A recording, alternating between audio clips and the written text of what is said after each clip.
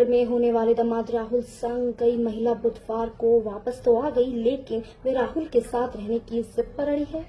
कल यानी बृहस्पतिवार को मड्राक थाने में उसके 2 बेटों में छोटा 7 वर्षीय बेटा मां से लिपट कर रोने लगा। फिर भी मां नहीं पिघली, वे अपनी जिद पर अड़ी रही। घर वालों से भी कह दिया कि अब उन लोगों से उनका कोई नाता नहीं है। मड्राक थाना क्षेत्र के गांव मनोहरपुर निवासी जितेंद्र ने अपनी बेटी से शादी गांव मछरिया निवासी राहुल से तय की थी। 16 अप्रैल को बारात आनी थी। इससे पहले उनकी पत्नी सपना और उनके होने वाले दामाद के बीच प्रेम प्रसंग बन गया। दोनों 6 अप्रैल को घर से निकल गए। परिवार वालों का आरोप था कि सपना से जेवरात और पैसा लेकर गए हैं। बेटी का कहना था कि उसके लिए मां मर चुकी है, अब कोई संबंध नहीं रखेंगे, बस हमारा पैसा वापस कर दिया जाए। आइए जानते हैं पूरी खबर। वहीं कल यानी बृहस्पतिवार को पुलिस ने महिला व पति का आमना सामना कराया। इस बीच दोनों ने एक दूसरे पर आरोप मढ़े। मसला दंपत्ति विवाद का उजागर हुआ। रिश्तेदार दिन भर समझाते रहे, लेकिन महिला अपनी जिद पर अड़ी रही। बता दें कि दोनों यहां से भागकर कासगंज के रास्ते बिहार गए थे। बुधवार को दोनों वापस आए। इसके बाद से दोनों मड्राक थाने में हैं।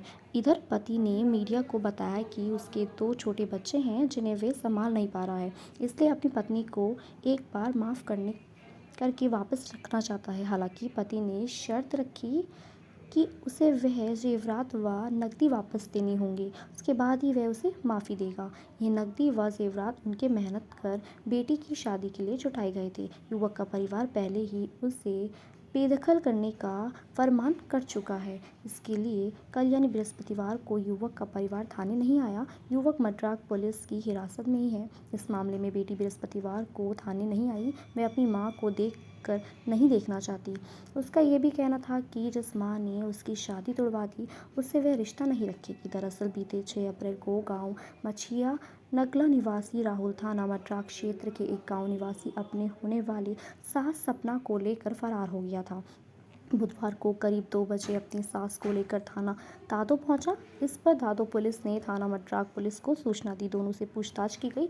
अब दोनों एक ही दूसरे से अलग होने को तैयार नहीं है। बुधवार को सपना ने अपने होने वाले दामाद के साथ दादो थाने में कहा कि वे दोनों अपनी मर्जी से गए थे, दोनों जीवन भर साथ ही रहेंगे, हमें कोई अलग नहीं कर सकता। पूछताछ में महिला सपना ने बताया गया है कि पति शराब पीकर मारपीट करता था। महिला ने बताया कि बेटी की शादी राहुल के साथ तय होने के बाद जब कभी कभी राहुल का फ़ोन आता था तो वह राहुल से बात करती थी।